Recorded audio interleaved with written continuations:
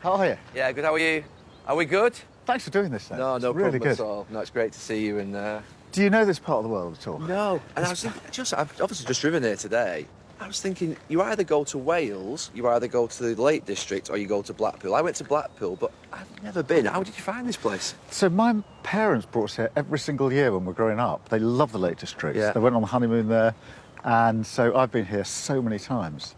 Because you only came into politics 9 years ago, and you're actually in a position now whereby you could, in a few weeks, be in the top position in the country. How has that happened? Well, a lot's happened in that time. We lost our way as a party when we got too out of kilter, if you like, with working people and what they really care about. We had to change all that, bring the party back and put itself in a position to win an election. For me, it's been about duty. What are the guiding principles? In our case, country first, party second, so that was a choice for staff. Yeah. Are you making this decision based on what matters to the country, or are you making this based on what you think is going to matter to the party? For the second, I'm not interested. Yeah. The country are desperately disappointed, just generally, in politicians. They quite often use language like, they're all the same, Yeah. two cheeks of the same backside. How do you change that? Because that is something that's been set now for quite a few years. Action, not words. I don't think people are going to believe that politics has changed until they see it has changed. The first thing is returning politics to service. It's a public service. You're here to serve the country. How do you really comfort people on tax? Because that is the biggest challenge to any Labour government. You can't manage the economy.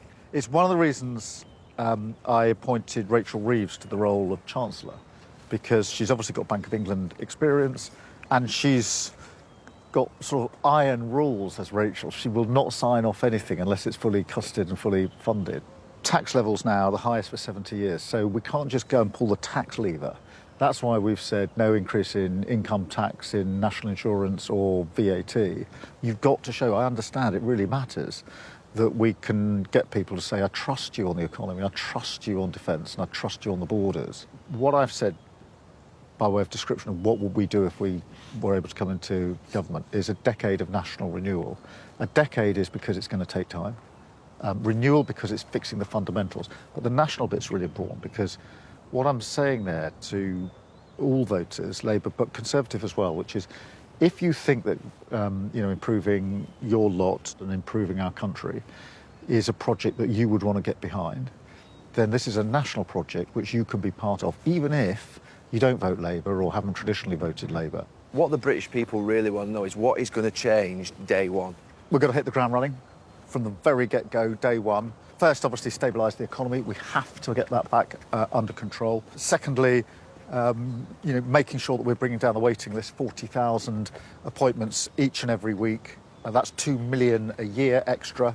Bring down that waiting list. A border security command. This is the command that will smash the gangs that are running the vile trade of putting people in boats across the channel. Step 4, set up Great British Energy. We can do that from the start. A publicly owned company generating renewable energy, owned by the taxpayer, making money for the taxpayer.